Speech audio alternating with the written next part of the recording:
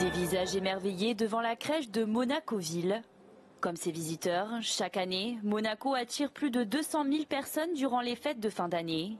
Dans chaque ruelle du Rocher, des trésors bien visibles, comme cette crèche, symbole de la nativité de Jésus. Ça réchauffe le cœur de voir que tous ces centres, et puis de pouvoir la mettre à que les personnes qui passent, les touristes, les locaux, voient cette crèche et disent « Ah bien, on maintient les traditions ». Le comité des traditions monégasques qui a justement pour but de montrer toutes les richesses de ce patrimoine à travers les petites ruelles du Rocher. Monacoville, c'est vraiment le cœur du départ de Monaco. Hein. Donc c'est là que beaucoup de traditions, toutes les processions se font ici. Hein. Donc c'est proche du palais, c'est vraiment une entité qui est pour nous quelque chose de très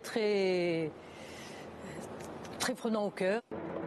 Ce matin, au centre technique municipal de la Croix-Valmer, l'urgence est d'apprendre à reconnaître cette fourmi qu'on appelle la fourmi électrique.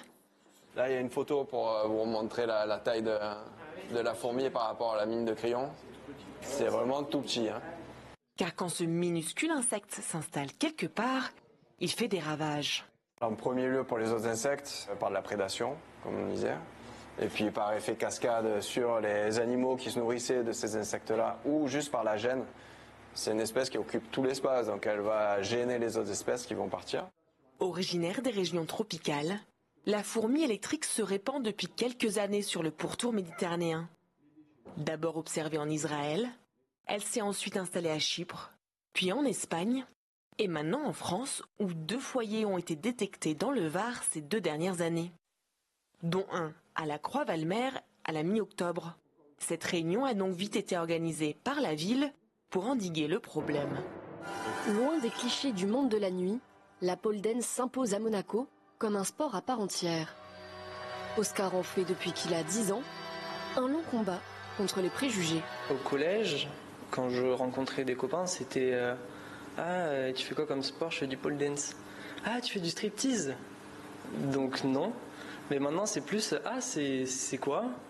Et donc je leur explique et ils font ah ouais, ça envoie quoi. S'il devra représenter la France au World Pole Art Championship, il n'est pas moins encouragé par ses futures concurrentes. Oscar, Emma, Talia, Kendra et Cassandra sont soudés par l'amour de ce sport. Ma chorégraphie, elle est assez personnelle parce que je parle pas beaucoup, moi je danse à la place. Et donc c'est une chorégraphie sur l'espoir, sur le fait que même dans les moments les plus sombres, il y a toujours de l'espoir, il y aura toujours de la lumière, des gens qui pourront nous aider. Et j'adore pouvoir m'exprimer au travers de mes chorégraphies et la sensation que ça fait quand on est sur la pole, c'est l'impression de voler un peu. À Monaco comme en France, contenu original ou généré par IA, il n'y a aucune différence sur le plan pénal. Une bonne chose, selon Maître Claire Roussel. Pour l'instant, il n'y a pas de différenciation qui est faite dans le code pénal. Par le législateur, c'est la diffusion de contenu pédopornographique qui est interdite. Point.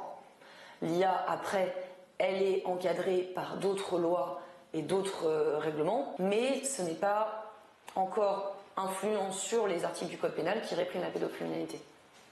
Peut-être dans les années à venir, effectivement, si ça se développe de plus en plus, mais à rendre le texte trop précis, on perdrait sa substance, en fait, qui est purement et simplement la répression de la diffusion d'images à contenu pédopornographique en général. 40% des personnes ayant consulté des contenus pédocriminels en ligne ont par la suite cherché à contacter un enfant.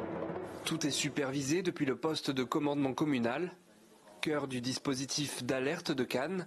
Depuis 2017, des actions concrètes sont mises en place par la ville pour protéger la population. On a en tout 383 haut-parleurs qui sont en fait implantés sur à peu près 200 sites. La partie signalétique, en fait, on a à peu près sur Cannes 21 zones refuges, des panneaux refuges, en intégrant les îles de Lérins. On a à peu près 200 macarons au sol qui ont été installés au sol, qui sont de manière permanente, et à peu près 500 adhésifs qui sont collés pour pouvoir diriger les personnes vers la zone refuge. En Méditerranée, les risques de tsunami sont bien réels. Cet exercice s'inscrit dans un programme mondial de protection de la population porté par l'UNESCO. Au pied de l'Estérel, à 2 pas de Fréjus, Jean-Marc commence une récolte des plus exotiques. Appelé fruit du dragon ou pitaya, ce fruit à chair rose ou blanche vient droit de Thaïlande. Jean-Marc Vazotti le fait pousser depuis 4 ans maintenant. Aujourd'hui, sa serre compte 70 pieds, tous venus de la même plante. On avait un client qui nous a ramené un morceau de plante de Thaïlande. Donc on l'a fait pousser dans un pot. Et au bout de 2-3 ans, on a eu... il s'était bien développé, on a eu des fleurs et on a mangé les premiers fruits. Le pitaya n'est pas capricieux et avec les températures toujours plus chaudes, il se prête de plus en plus à une agriculture locale.